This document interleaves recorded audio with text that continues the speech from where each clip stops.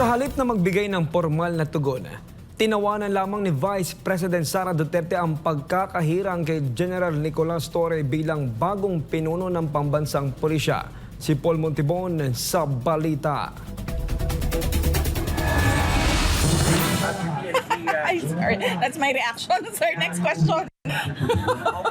Malutong na halakhak lamang ang tugon ni Vice President Sara Duterte nang tanungin ito kaugnay sa kanyang masasabi sa pagkakahirang kay General Nicolas Torre III bilang bagong pinuno ng pambansang pulisya. Sinaksihan mismo ni Pangulong Marcos Jr. ang turnover ceremony nito sa Camp Crame, Quezon City kasabay ng pagtatapos ng termino ni General Romel Francisco Marbil matapos pinalawig ng Pangulo ang panunungkulan nito dahil sa nagdaang national and local elections 2025.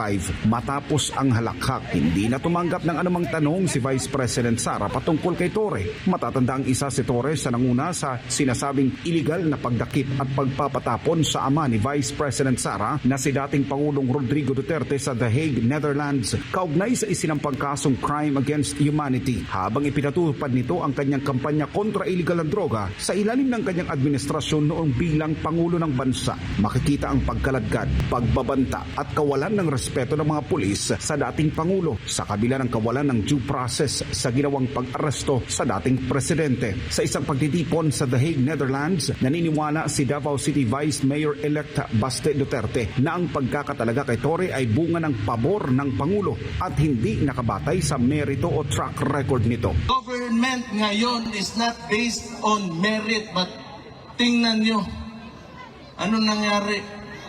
You have a chief PNP na 3 ranggo ang tinalunan para maging chief PNP. It's because this is not merit-based promotion. Pabor-pabor-based promotion eh. Sa kabila ng mga seryosong aligasyon ng paglabag sa batas at paglabag sa due process na isinagawa ni General Torre laban sa Kingdom of Jesus Christ o KOJC at kay dating Pangulong Duterte, nananatiling kontrobersyal ang kanyang mahakbang na labis na kinikwestiyon ng publiko. Nobody in their right mind would do what he did. Yung sinakay niya si PRT sa aeroplano because he is a police officer. He knows the due process. Kung nag-iisip talaga yon, kung masakto yung utak niya, hindi yun, bagsak sa neuro yan. Sigurado ako.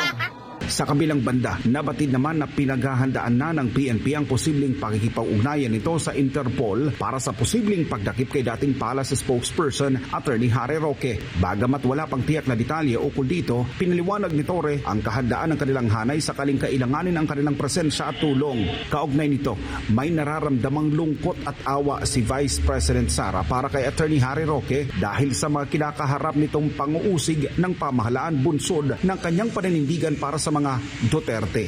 Naawa ako kay Attorney Harry Roque dahil sa totoo lang, pakiramdam ko ay yung persecution sa kanya ay dahil sa pagpapakita niya ng suporta kay dating Pangulong Rodrigo Duterte and syempre sa tanggapan ng pangalawang Pangulo, no? Subalit naniniwala si VP Sara na kakayanin ni Roque ang lahat ng panggigipit na ginagawa ng pamahalaan sa kanya.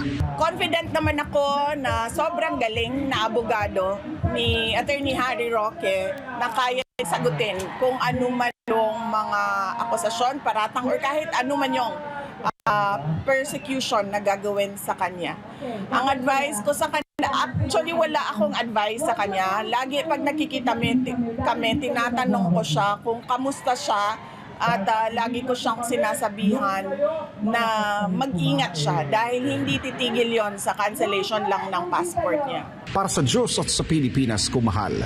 Nag-uulat Paul Montibon, SMNA News.